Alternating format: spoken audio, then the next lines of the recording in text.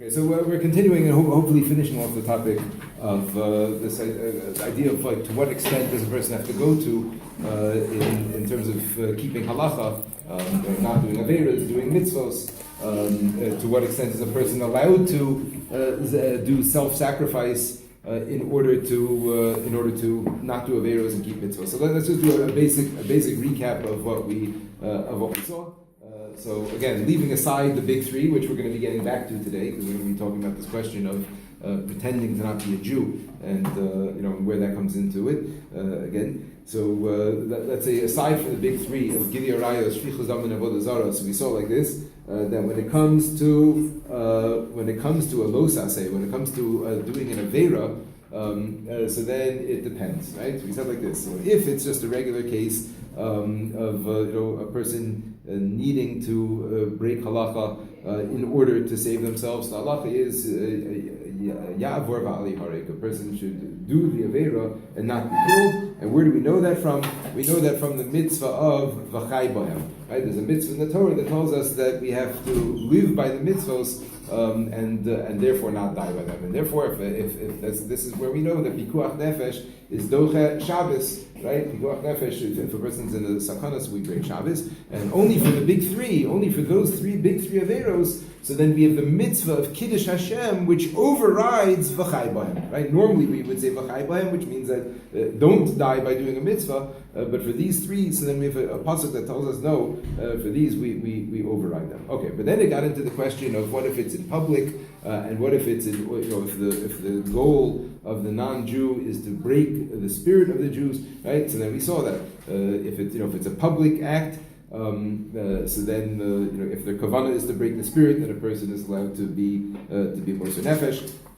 Okay, so we saw these things. We saw about committing suicide, right, under circumstances where a person is afraid that they're going to do averos. Okay, then we saw when it comes to doing a mitzvah though, it's a different standard, right? We saw this in the Shulchan Aruch when it talks about the halachos of lulav and esrog.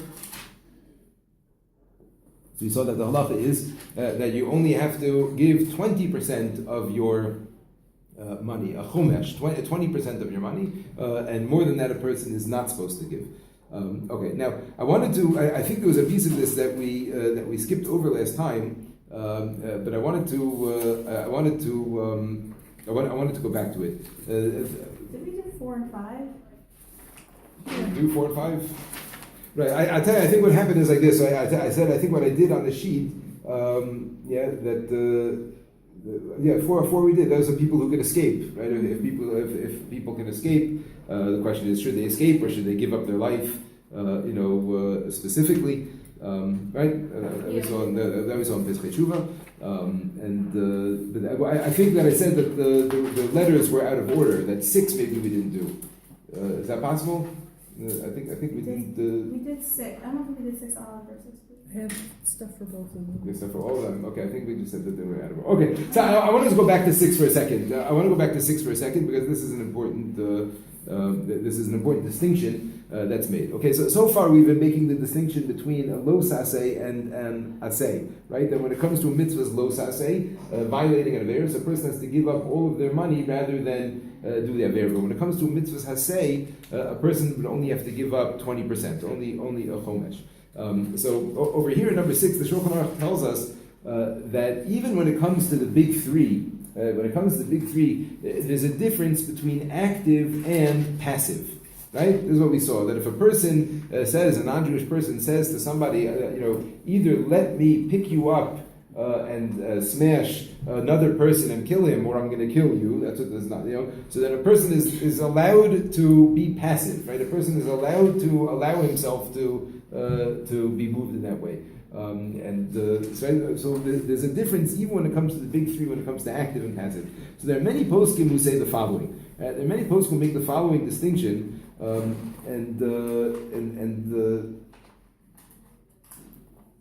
Here, so I think this isn't 6b. I don't know if we saw this. I don't know if we saw 6b. 6b's. Let's take a look over here. So we saw in the Shulchan Aruch in 6 Aleph, right?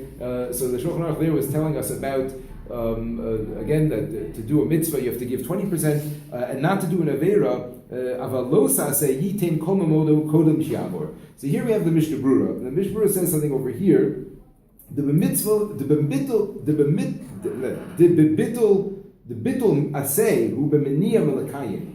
Because when you are not doing an asay, what are you doing? You're holding back from doing something.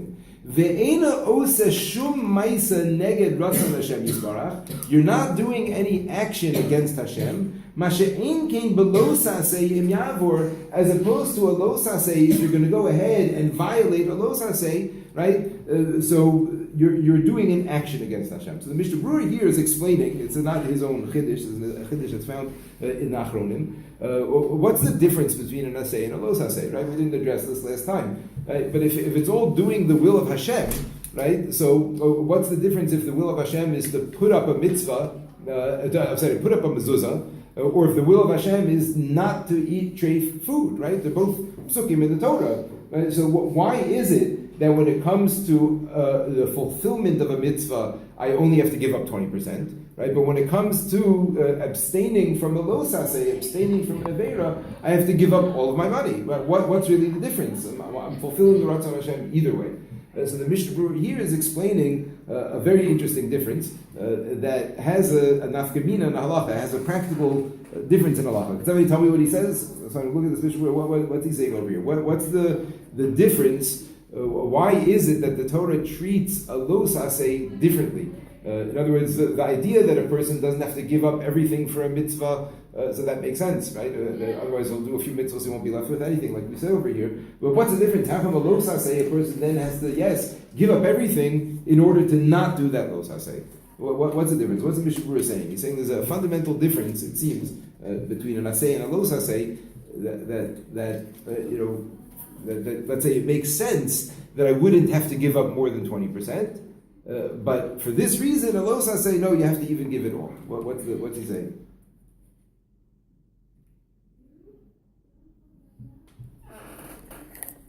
What's the idea here? What's the difference? Does it maybe have something to do with being passive? Beautiful, right? Exactly. Not something to do, that's exactly it, right? That's exactly it. The Mishnah Brura here is quoting a distinction, like I said, that's found in earlier Achronim as well, that says as follows, and this has big ramifications, as we're going to see in 1 second. The distinction between an asay and a lo saseh is not the list that it's found under in the Rambam's Sefer HaMitzvos, meaning if it happens to be from the 248 mitzvah, positive commands or the 365 negative commandments. That's not the issue. It's whether I am breaking the Torah actively or passively. Breaking the Torah passively, I have to give up 20% of my money in order to not do that.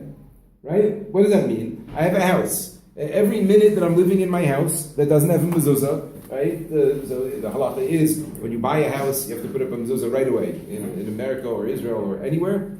In Chutz La'aretz, if you're renting, you have 30 days. You have to put it up at the end. Some say dafke after 30 days, some say within the 30 days, right? But if you're buying a house, you have to put it up right away. In Eretz Yisrael, there's no 30 days. As soon as you rent a house, you have a mitzvah min haTorah of mezuzah, right? Even if you're a renter and you don't own it, you have a mitzvah min haTorah to put up a mezuzah. Every minute that a person is either living in the house or maybe that they have property in the house, and there's no mezuzah on the door, so that person is violating a mitzvah, right? They're violating the commandment of Hashem, but it's in a passive way.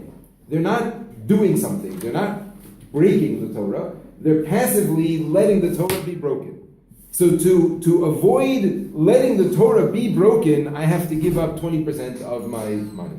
But to go ahead and actively break the Torah, to go ahead and do something, even if it would be a mitzvah's asay, right? But I would be being mevatel the mitzvah's asay actively, then for that also I would have to give up all of my money, right? But the flip side now is we end up with a leniency here. We're ending up now with like a kula, because if you have a lo saseh that's passive, right? So then according to this, which is really what the poskim definitely bring down the halacha, and I'll give you an example of it in a second. If you have a lo saseh that's passive, so that it comes out that you would not have to give up more than 20% of your income, right? You would not have to give that in order to Yeah. What's an example? Oh, so I'll give you an example. There's a los aseh in the Torah that tells us lo ta'amod al dam re'acha. You are not allowed to stand by while somebody else is losing something. The pasuk is talking about life and death. Lo ta'amod al dam re'acha. Don't stand idly by your brother's blood. But it applies to not just to death. It applies to injury or any sort of physical pain, and it applies also to financial loss. If a person is losing something, and I have the opportunity to save them from that loss, so in addition to Hashavas Aveda, let's say, but I have a mitzvah of Osamer al Dam Re'echa. I have a mitzvah. I'm not allowed to stand idly by while somebody else is losing something. Okay, so that's a los aseh in the Torah, right? A lav in the Torah.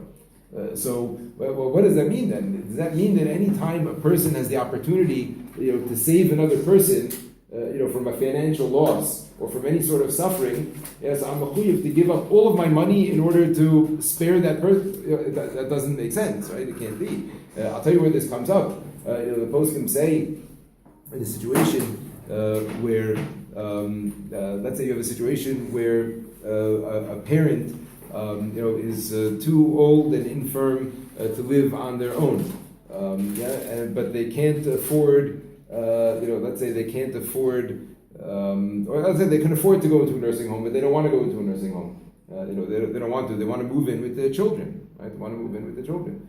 So here, in terms of kibbud av v'eim, in terms of the mitzvah of helping out a parent and being mechabe them and providing for them. So there, the halacha is you are not required to lose money for kibbud av v'eim. You're familiar with this halacha? Yeah, kibbud av v'eim is mishal av, lo mishal ben. You are not required to spend money for kibbud av v'eim. If your parent tells you, go buy for me a drink, kibbud av v'eim does not require that you do that. If a parent says, let me move into your home with you, kibbud av v'eim does not require you to do that, because kibbud av v'eim is not a financial demand on the children.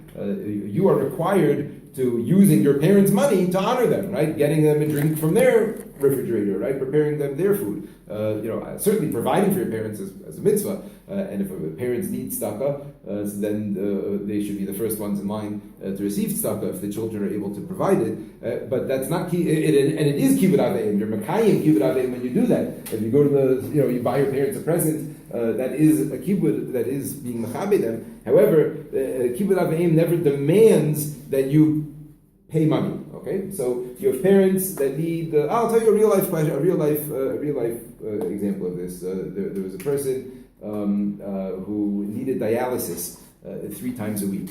Now, kidney failure, and they needed dialysis 3 times a week. Now, if they would live in a nursing home, so then in the home they have it available for them there, or they would have transportation, and everything would be worked out for them. And it would be, relatively convenient, certainly for the family. But the parent doesn't want to go to the nursing home, and that's going to take, tremendous mesirus nefesh now on the part of the family. Picking them up and driving them, or maybe moving them into their home for these months while they're needing it, and driving them, 3 times a week, and all these other things. So what's the halacha? Are you required? I know a case where this halacha ma'isa, people had this question. They felt it would be a tremendous strain on their family, on their shalom bayis. They had a child that had some issues that was going on at the same time, and they were faced with this question of whether to allow this parent to move into their home for 7 or 8 months, or not. So what's the halacha? What do you do? So let's just so now again, obviously, if a person is able to do it and be moser nefesh and show a karsa tov and push themselves, etc. So obviously, it's a very big mitzvah and a tremendous schus to be moser nefesh, for kibbud av v'eim, etc. Okay, but that's not necessarily what the halacha demands, right? And B, maybe that's not necessarily even the right thing to do, right? If it's going to create a strain on the home and mess up children, etc. So let's examine this from a halachic standpoint, right? So number one, in terms of kibbud av v'eim, so what do you say? What's the halacha? Not required. Definitely not required, right? Kibbud av v'eim would not require even that they go and drive them every week and pick them up, and any chesed that you do is certainly a chesed, but kibbud av v'eim does not require that you do things that cost you money. So kibbud av v'eim would not demand this. But what about Lo Samod? What about the issue of Lo Samod Al Dam Re'echa, right? When you have a person, and here it may even be a little bit literal, right? There's like, statistically, people who live at home, statistically sometimes, have longer life expectancy than living in homes, but what about Lo Samod Al Dam Re'echa, right? Here's a person who, it's going to cause them suffering, and it may even cause them to die sooner. It may even do that if I don't let them into my home, right? So if we treat Lo Samad Al Dam Re'echa like a regular Lo Saseh, like a regular Lav, so then that's it. That would mean a person would be required, demanded al pi halacha, to bring this person into their home, provide for them and care for them and take care of them and do everything that you would need to do, right, in order to make sure that this person had everything that they needed. Right, and in fact, some poskim say that. Some poskim say that that's really the halacha. That in a situation where a situation comes to me and it becomes my responsibility, and especially if it's a situation of pikuach nefesh, the person really has to go all out, in that way. However, many poskim disagree, and many poskim say no. That because you're talking here about a passive violation of Lo Samad Al Dam Re'echa. Right? I'm not actively doing an Aveira. It's my not letting this person into the home that is what's causing me to be over this Aveira. So I'm not mechuyev to do that if it's going to cost me more than 20%. And strain on Shalom Bayis and all of these other things. Those are all considered more than 20%. And it happens to be in this situation. They did take the person in, but it ended up being very short term, unfortunately. But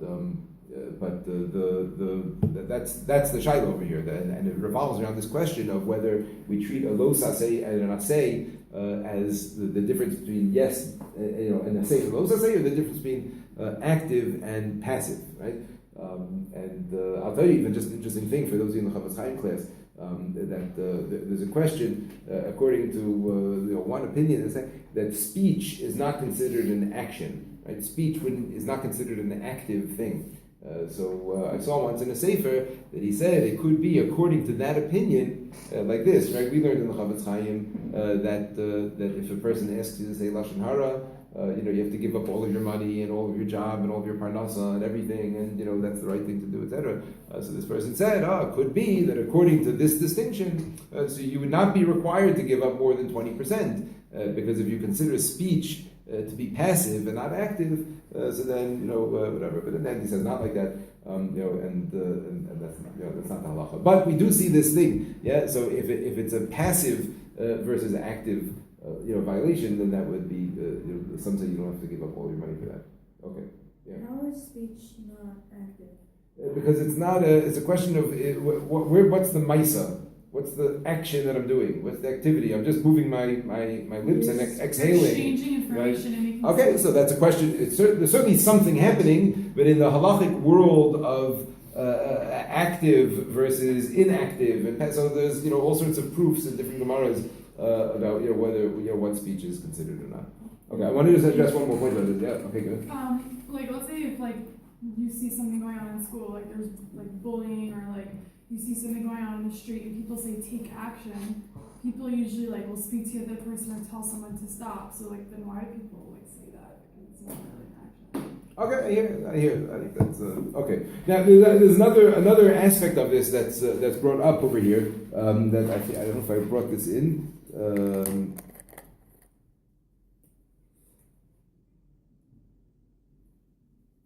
No, okay, I don't think I brought it over here. So there's another question here that's brought up in the Achronim, that when we say that a person has to give up all that they have in order not to do an aveira, but they don't have to give up their life, right? A person does not have to give up his life to not eat treif, but they have to give up everything. What about physical pain, right? We didn't talk about this, right? How much physical pain we did or no? How much physical pain or the torture does a person have to go through to not do an aveira? Now, I'm not talking about the big three. When it comes to Gilui Arayos, Shvichas Daman, and Avodah Zarah, the Gemara says like this, that a person has to give up their life, but when it comes to torture, so the Gemara says that Hananya, Mishael, and Azariah, when they were threatened with either being killed or worshipping Avodah Zarah, so they were willing to be thrown into a kivshan eish, right? They were willing to be thrown into a fiery, into a furnace in order to die al kiddush Hashem. But the Gemara says that if they would have been threatened with torture, they would have submitted. So the Gemara says it was like an incredible thing to say. So there's a question: does that mean that it's mutter under the circumstances, or does that mean that just the person is not expected to do that? Lo aleinu, we should never experience that question. However, the question of undergoing physical pain or suffering, let's not call it torture at the hands of another person, but in order to do a lo saseh, so how does that figure in, right? In other words, is all my money, if I would give up all of my money for it, would I give up being beaten up for it or not? So the Shach is one of the Gedolei Achronim on the Shulchan Aruch in that section that we were learning in Yerodei, where it talks about all the halachos of Yaher Gal Yamor, and he says clearly that if a guy would threaten a Jew with a limb, right, to cut off a limb, rather, again, not talking about the big three, talking about all the other areas, so a person is not required to lose a limb. Is not required. In other words, losing a limb is considered more than all of your money, right? You're only required to serve Hashem with all of your money, all of your money, but losing a limb is more than that. And based on this, the poskim say that it's not just losing a limb, but any type of physical torture, any type of extreme physical discomfort, or even emotional discomfort, which we'll see in a second, is considered to be worth more than all of your money.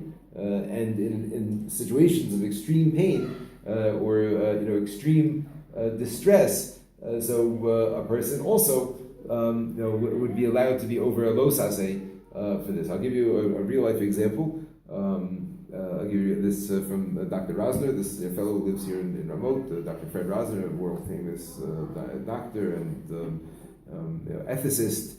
He's written, tons of svarim and all these things. So he told me a true story that happened to him in the, probably in the 60s and 50s. So he was a doctor in New York. And Mount Sinai was the head of the director of medicine at Mount Sinai Medical Center. And there was a girl from a very, very religious family, a very young girl that died. And there was a question of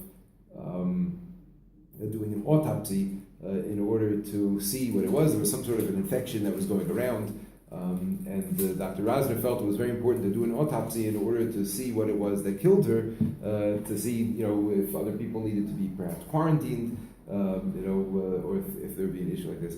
And the family, under no circumstances, would allow for an autopsy to happen. They said, no way. And Dr. Rosner said, I'm telling you that Rav Moshe Feinstein would tell you that this is the right thing to do. So the person said, okay, if Rav Moshe Feinstein tells me it's the right thing to do, so then I'll do it. So Dr. Rosner had like a hotline, it was the day way before cell phones and all these things. But there was a telephone in the yeshiva where Rav Moshe was, like a public phone there. And Rav Moshe gave people instructions that if this person, Dr. Fred Rosner, Chaim Meir Rosner calls, so you interrupt me no matter what, no matter what's going on. If I'm giving shir, if I'm learning, you stop me and you get me, because he knows that anytime he calls, it's only for Pikuach Nefesh. So he called this number, Dr. Rosner, and he got Moshe Feinstein on the phone, and he handed the receiver to this person. He couldn't believe it. He said he couldn't believe it. He showed me he reacted. He couldn't believe it that it was Moshe Feinstein. Stood up at attention. And Rav Moshe, obviously tried to comfort him, and having just lost his daughter, and he said, it's a very big mitzvah to do this, and it could potentially save lives, and you should go ahead and do it. But he said the person still refused. He said the person got off the phone with Rav Moshe, and Dr. Oz said, what did he say? He said Rav Moshe said to do it. He said, okay, so we do it. He said no, and he refused, and they still didn't do it. But Rav Moshe held like this. He held that the person should do it. Yeah, it's the right thing to do. It's a mitzvah to do. But you can't require him to do it. Why not? Why can't you require him to do it? What do you mean? We're going to save a life over here, right? This person. So he says like this. It's a tshuva. Rav Moshe says a tshuva about this, and he brings the following proof from the Gemara. The Gemara says, if you have a situation on Shabbos, that you've got a whole storehouse of cash, right? Let's say you've been, putting away cash for many, many, many years, and planning on retirement, and you're going to support Torah all around the world and help poor people, and a fire breaks out, yeah, and there's no non-Jewish person around. There's nothing you can do. There's nothing you can do to put out that fire, to stop the fire. Let's say, nothing you can do, and the person has to watch that whole thing, just not to do it Rabbanan. He brings a proof, even a double the Rabbanan, you would not be allowed to do in order to stop the fire burning down or the person's all life savings. You would not be allowed to. Why? Because that's breaking Shabbos, Bikum Vaseh. Getting up and actively putting out a fire, you're not allowed to do even to save all of your money. Yeah? But Rav Moshe says the halacha is if there's a nebuch, if a person passes away on Shabbos and he's outside in the sun, and it's going to cause a bizayon to the mace. It's called nivul mace. It's going to be disrespectful for the mace to be out there in the sun. So you're allowed to move muktzah in order to protect the mace. And why? What's the answer? So Tosfos says, Rav Moshe quotes Tosfos that says, "Ki adam bohol al meso yoser mimamono." A person is more distressed about the potential disrespect of a dead body, of a mace, than they even are about all of their money. So Rav Moshe Feinstein in a tshuva, a very similar case to Dr. Azar's, but a tshuva was about a person who passed away, also a young man who died in a car accident, and the family refused to give organs. They refused to give organs from the person to other people who needed it. I'm sorry? Are you not allowed to? Well, okay, I don't want to get into organ donation now. Just really in 30 seconds, but the issue is like this. There's no question you are allowed to, if not even have to, give organs to save a life. There's no question about that. Some people have all sorts of things in their head. No, your body has to be shalem. That's all shtusim. If it comes to saving a person's life, there's no question about it that a person would have to give up their organs. The issue is like this: that in America and in Israel happens to be the definition of death, according to most poskim, does not conform to the halachic definition of death. Right? And if a person is, God forbid, in a car accident, so according to American law, they are dead, whereas according to halacha, this is a living soul with a neshama and everything over here, and they take that person and they kill them on the operating table by taking out all of their organs and think that they're doing a very big mitzvah because they're saving lives. So this gets into the whole question of whether brain death is considered death, etc. So the reason that we don't fill out yes in an organ donor card, thank you so much. The reason we don't fill yes on an organ donor card is because if we do, so then we are potentially signing our death warrant, right? That we're saying that if God forbid, right, the person's in a car accident, so they're giving the hospital a right to determine that they're dead and take their organs. So there's a movement to do a non-beating heart organ donor card, like a halachic organ donor card. But that's the issue. You understand what I'm saying? The issue is not at all with donating organs. It's a mitzvah to give organs to Jews, to non-Jews. There's no question. But the question of signing that card is an issue. So Moshe has a truth about this, and he quotes this Tosfos, and he says, "You see from here what?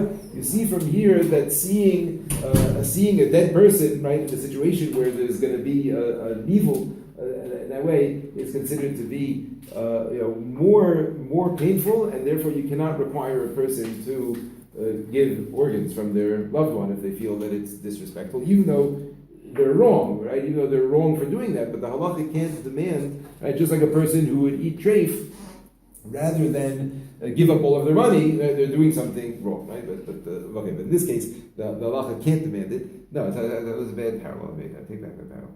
The halacha can't demand it because it's over the okay. So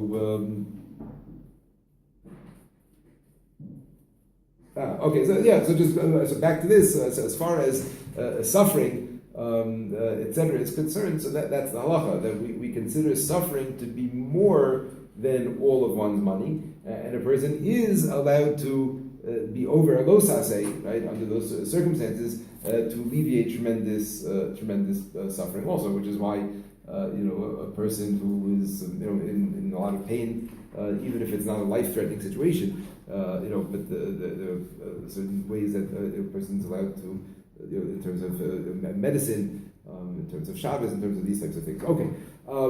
Now, I want to get back to the last topic, which we didn't see here in the sheets last time, and then hopefully there'll be time and we'll look at one or two of the questions in English from Ephraim Oshri, but I want to now go to the 7 and 8. Okay, 7 and 8. I think we saw 7 again. We saw a couple of times. 7 is telling us that these averos that we have, the big three again, right? Gili Arayos, Shfichus Damim, and Avodah Zarah. These big three averos that we have. It's not only them, but also their accessories, right? Avuz Rayu, also their accessories. Are also all Yeharig Val Yaakov. So number 8, we see the halacha that we were getting to, and we'll hopefully hear the story. The halacha tells us like this: it is forbidden for a person to say that he's a non-Jew in order so that they won't kill him. Right? What does this mean?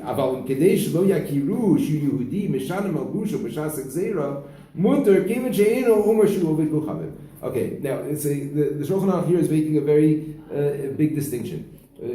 Hiding that I'm a Jew is mutter, right? Claiming to be an idol worshiper is asur, right? But hiding my Jewishness, right? This is like what we saw earlier, right? In the Pischei Tshuva, that a person is not required to go through and go through with.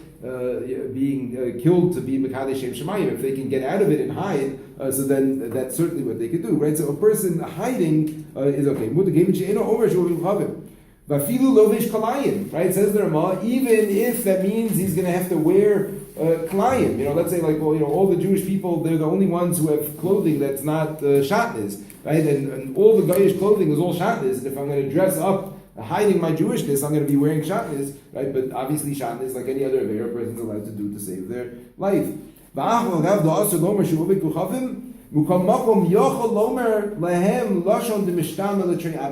but now, right, the Ramah continues and says that even though you're not allowed to say that one is not allowed to say that they're a non-Jew outright, they're not allowed to say I'm a Christian, right? But they're allowed to say something that can be understood in multiple ways.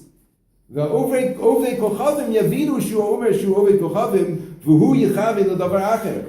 Goyim will think one thing, and his kavanah is really to something else. Yeah? And also, if I could trick them, that they'll come to this conclusion on their own, but not that I'm outright saying it, then it's okay. Now, I want you to see what he's talking about here, because this is one of the cases that we have. Turn to page, it's this page, 63, question number 63 in the English. These are the questions from Ephraim Oshri. And look what he says over here, just based on this halacha. Well, it says this page, 63 on it. It says on the top. You don't have these English pages here? No, it was like it said 5 and 7. Okay. So, entrusting Jewish children to non-Jews. So, before the Germans carried out their kinder action to annihilate all the Jewish children in the Kovna ghetto, right, in Nisan in 1944. So the word of the impeding action got out. In other words, there was going to be a time that they were going to come in and wipe out the ghetto, taking all of the children from the Kovna ghetto. So people found out about this, and people started to come up with different ideas of ways to get their children out of the ghetto. There are 1,200 Jews children left. Okay, so one way to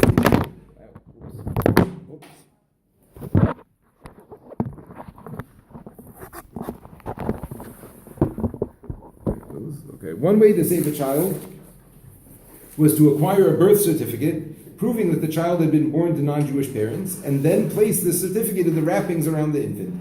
The baby would then be left on the steps of a Gentile orphanage or church to be raised as a foundling, right? Just a kid. The certificate proving the child was not Jewish. Okay, so this is the question that many people face. Some Jews decided to hand their children over to Gentile friends to be hidden until after the war, with the stipulation that if the parents were still alive after the war, the children would be returned to them. Others wanted to save their children so badly that they were even willing to hand them over to priests, although it meant their children would not be raised as Jews. Okay, so different people with different options that were open to them. All they could hope for, if their children survived, was that they might, by Hashem's grace, one day find their way back to the Jewish faith.